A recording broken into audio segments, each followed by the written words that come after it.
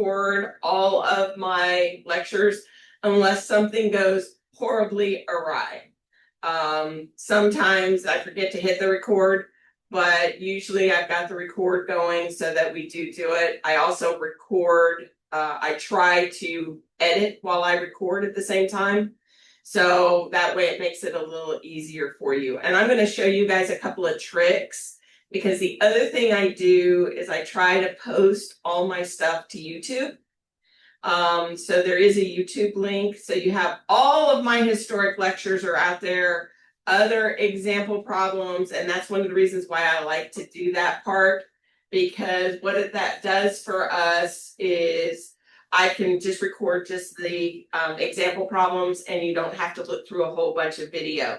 But I am going to show you guys a couple of tricks that I have learned using YouTube that will help you review videos and go through a bunch of things. So I'm Dr. Frankie Wood Black. I have been at NOC now for almost 14 years. Before then, I worked over 25 years in industry, so I have a lot of industrial experience. I worked for Phillips Petroleum, ConocoPhillips, and then I worked for an environmental consulting firm.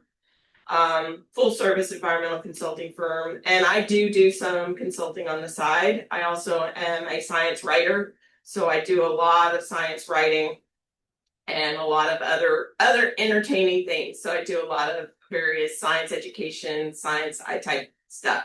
So one of my challenges for you all is that I actually give you more information than you can possibly use.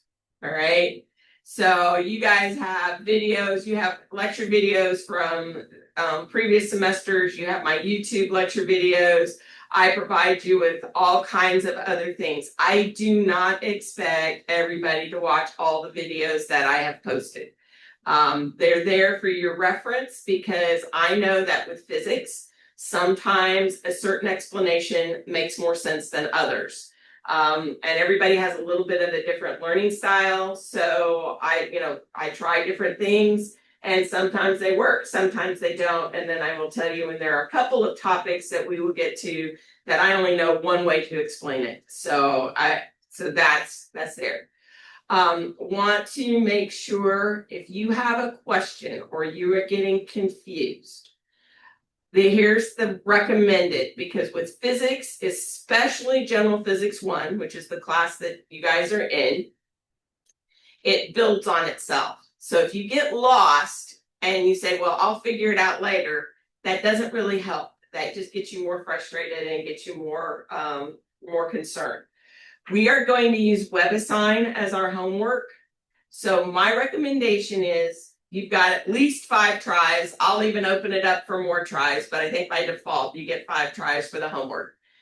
Is that you try the homework problem the first time, and if you don't get the answer, think about why you didn't get the answer. Some of it is formatting, because it is WebAssign. And as we get into certain homework problems, I will show you some tricks to make sure WebAssign does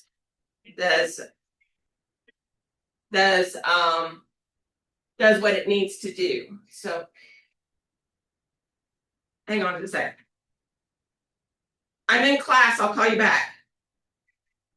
Okay. So in WebAssign, it might be a formatting problem. So if you get it wrong because you didn't do the problem right, or you didn't get something just right, try it again. Okay. And if you don't get it right the second time, make sure that it's not because you typed it in wrong or something like that.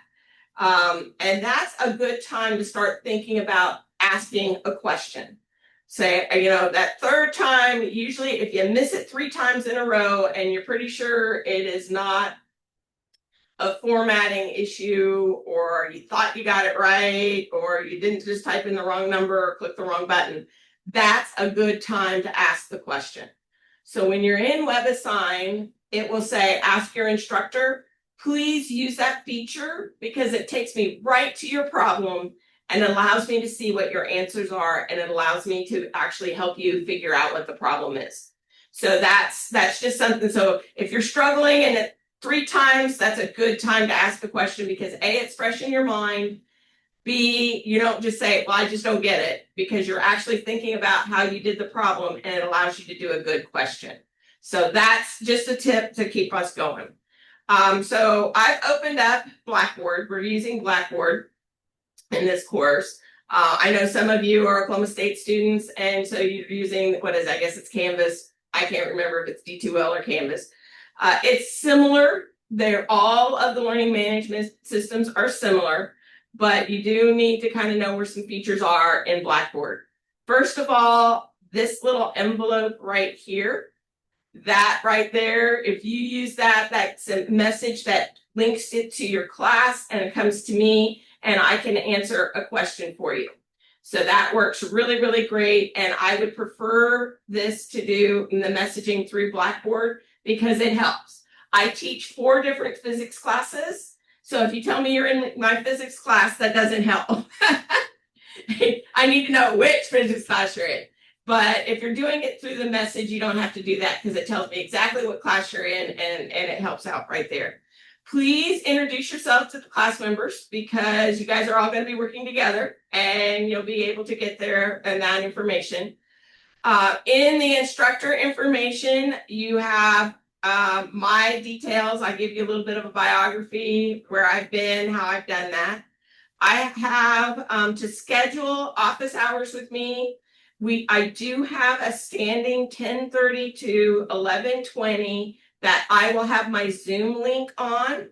So since you guys all are in Zoom land, that office hour has a Zoom link, and that's that Zoom link right there. So you don't have to schedule that office hour. But just be aware that somebody else may be answering a question. It just may take me a little bit to get to you because you'll be sitting in the waiting room. But I will have my Zoom office hours on. I do give you a little bit of information on how to use office hours. So if you're new to office hours, that's in here. But this also goes to my calendar to schedule office hours. And so that will actually put you on my calendar. This is your link to WebAssign and your textbook. I do the individual problem sets in the modules that we work on, but this will get you to WebAssign.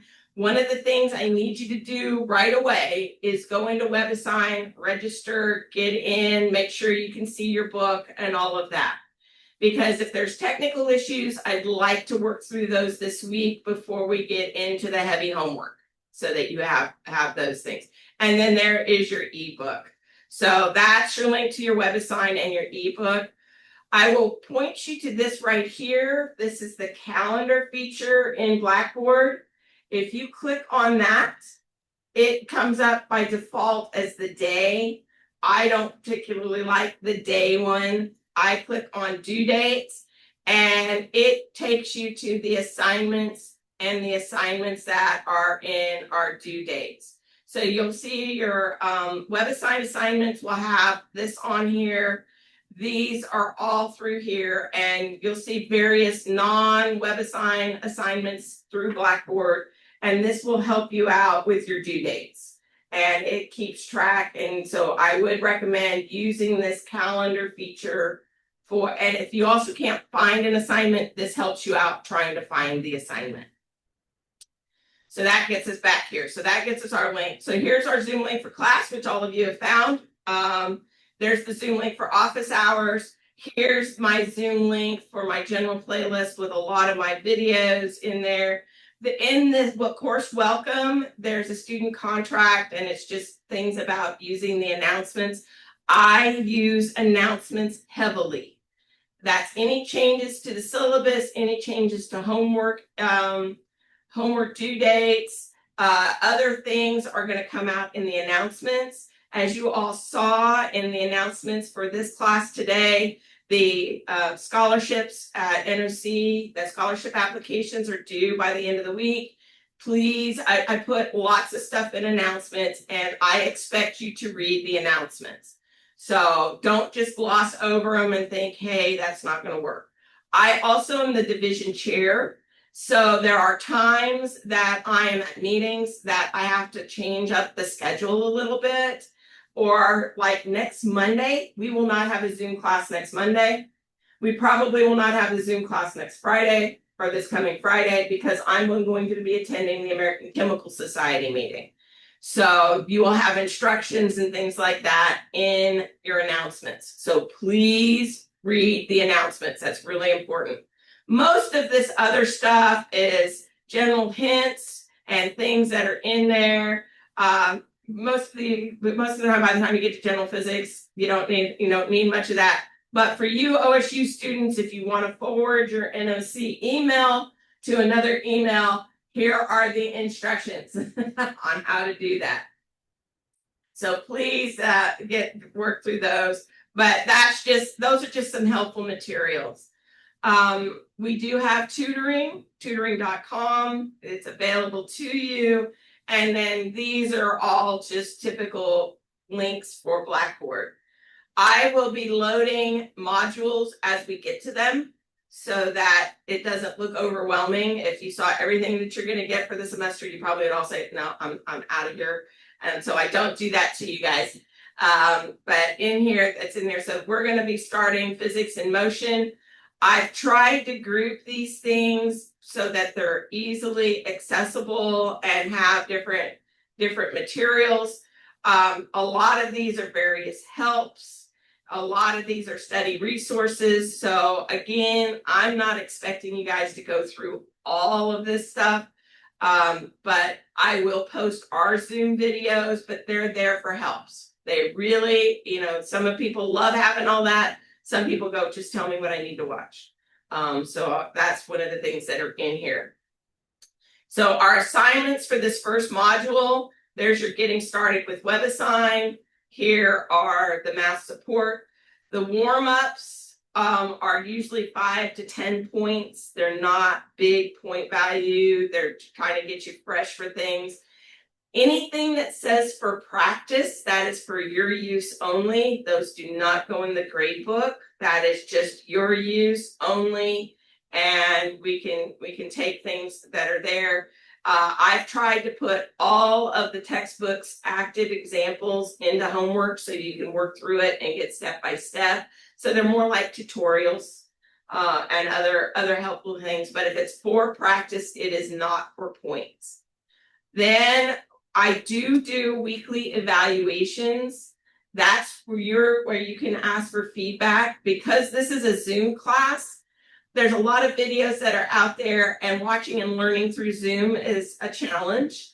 So what I try to do is I try to give a brief lecture, and then if there are homework problems that you want me to work or there's questions that you've asked, you guys get to direct what I do in lecture. Because you've got all the videos, all my lecture materials already out there. But this way you guys can get a more one-on-one experience to say, all right, I had trouble with this question. How do I do that? And those are some things that are really, really going to be there. I get that information through my weekly evaluations. This week, you do not have a weekly evaluation because just getting into WebAssign will do that. We are an attendance taking institution. How I take attendance is by your interaction with me. So, that is, the more you're on Zoom, the better feedback I get. It's easier and get you more information. But I'm also aware there are things that come up, and you guys are college students and you're adults. It is just that NOC is an attendance taking institution, and I am taking attendance by how you're interacting with me rather than calling everybody's name. I don't want to take that time in the classroom to do that. So that's information there. So let's go back to the syllabus. I will tell you I'm a heavy user of artificial intelligence. We will talk about it a lot because what I am hearing from employers is that when you go out into the real world, you're going to be expected to use it and use it responsibly. My goal is to teach you how to use it responsibly and how to use it as an assistant and as a tool, not as a I gotcha type of thing. AI is not the greatest for solving math problems. It does get math problems incorrect. It does have hallucinations. I will also tell you that most people's favorite is ChatGTP, and ChatGTP is the worst of all of the AI because of how it was trained. So just be aware of all of that. It will lead you down some paths that you may or may not want to go. But I will show you some really cool uses of AI that actually will help you and help you in your studying. So I do put my notes in use of announcements. I also have a bunch of additional course policies. So if we open up the syllabus, you've got all the usual stuff. In here, we are using WebAssign. We also will be using other resources. I do link the OpenStax textbook to the course so that you have that, because some people like how OpenStax reads versus others. We will use video analysis software. I just had to re-up the license. I should have the license re-upped by the end of the week. We will use spreadsheets like Google Sheets and Microsoft Excel. We will use calculators. We will use a variety of different things. So I do have a variety of items. There's my typical course policies, but I want to bring in the additional course policies because one is that the academic integrity and referencing. I am a stickler for referencing. If you are using AI or other tools, reference them. Okay? It's not that you can't use them because they're out there. I just want them referenced. That is a huge deal in the sciences right now, is plagiarism and referencing. A couple of big Ivy League institution presidents have been fired for self-plagiarism.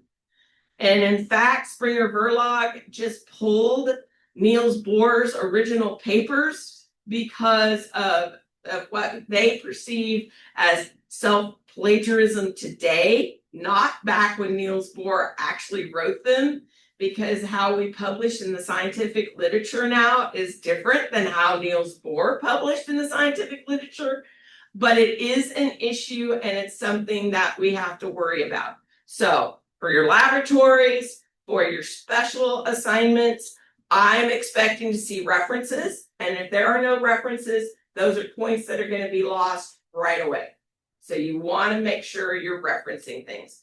In the supplemental policy, I do have referencing standards. For my general physics classes, we're using APA as the reference standard, which is built into Microsoft Word and all of that. So it should be a fairly common referencing for you all. It shouldn't be anything new that you haven't seen before. We won't have too many discussion boards, so this class doesn't really need that. I do have some grade dispute policies. Once I post a grade, I'm asking you guys to review it to make sure it's correct within 10 days. That way we're not at the end of the semester going, well, that assignment wasn't correct at the very beginning of the semester. We want it fresh. That's in there. So please do that fairly quickly. I do have some graphing standards when we're turning in graphs that I want you to follow. I don't want handwritten graphs in the sense that you've made your own grids. That's a sketch, not a graph. If you're using graph paper, that's a different issue. But if you're doing, it's just a difference there. Some things I will make you put in a statement of original work, because a lot of times in the real world as a consultant, we had to attest that this was our original work. So this is a business kind of item, and I'll tell you what documents that happen to be in there. Most of the time, I will not accept late work. If it's not in on time, we're moving on. There are issues where there are times that late work is allowed, but most of the time, I am not accepting late work. And for online homework, two things about online homework in here. You get bonus credit for finishing your online homework 48 hours in advance, and it's by part. So even if you only do one little piece or one little part, you get bonus credit for that part. So finishing your homework 48 hours in advance is helpful. There's a lot of other reasons, and we'll discuss it while we go through the semester. But if you're working on your homework, then you ask questions in class, you do a lot of other things, and it helps you get that done. I will not accept my internet went down within the last 24 hours of the homework. Okay, that's, now, if it is a bad internet disruption, which we had over the summer, when the fiber optic cables got cut and you would be online and it would disappear, I did make some allowances for that. But usually there's another way to go in and get the internet in a desperate situation. Please be aware of that. So, and if you know, for example, if I've got guard members that are on guard duty and things like that, I do make those kind of allowances, but 90% of the time, I will not accept late work. So be aware of that. My grading policies, typically we're going to have our first test around the end of week 3 or around week 4. This will just see how we're going, depending on how the material is going and how the class is going. We will follow the NOC exam schedule for the final, and the final exam will only be open during that time. This is considered an online live course. So my online live folks, this is not an online course. All NOC online courses require at least one proctored exam. NOC online live courses are considered sort of in-person courses, and we do not have to do that. All of my exams will be through Blackboard, so that you'll be able to access them through Blackboard. All of the traditional exams will have a time limit on them. That's how I'm going to combat some other of the AI stuff.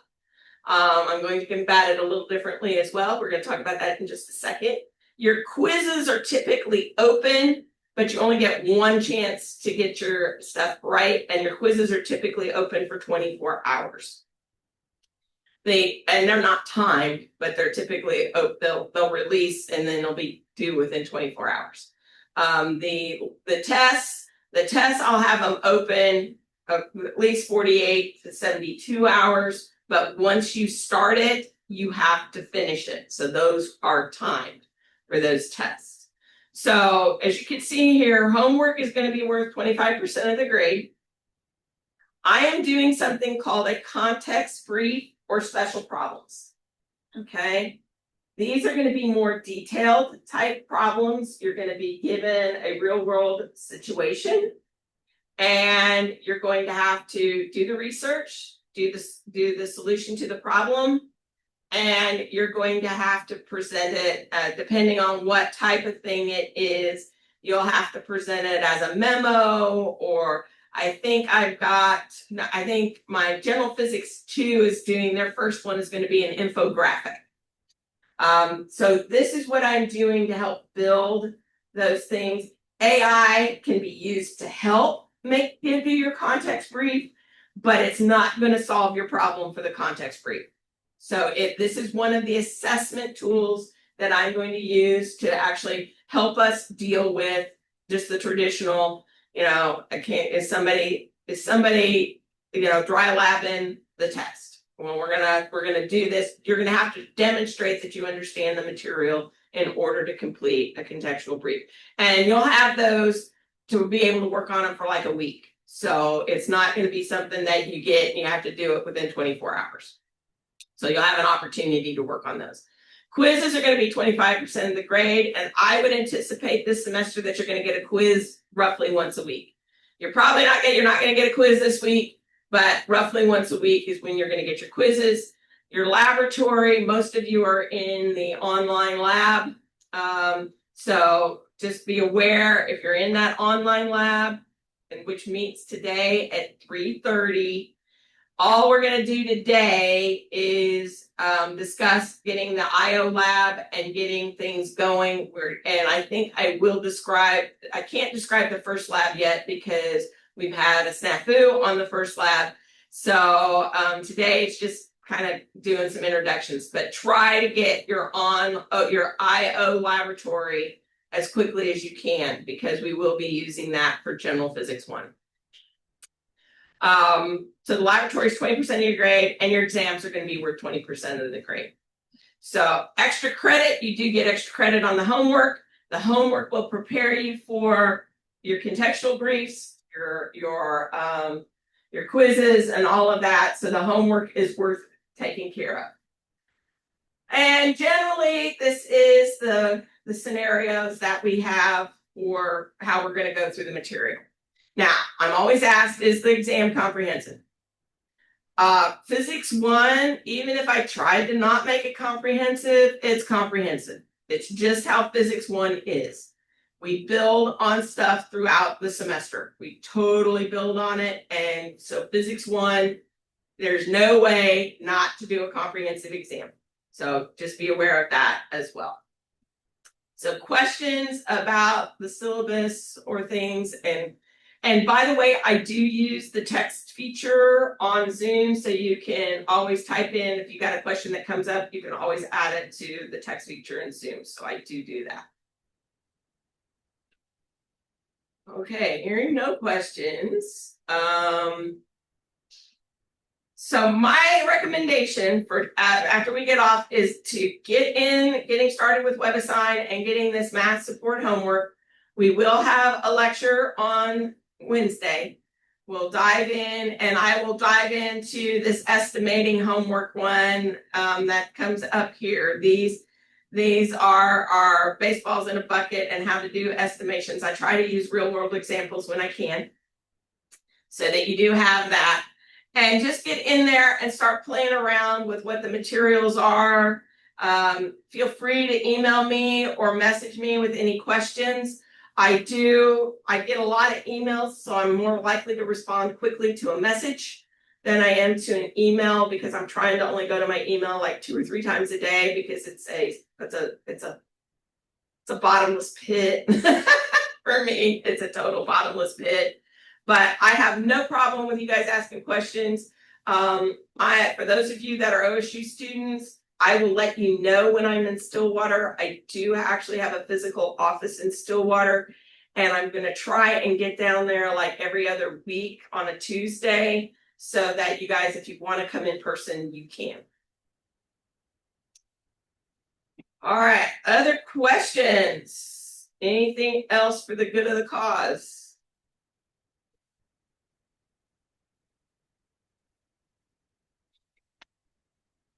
All right, well, I will hang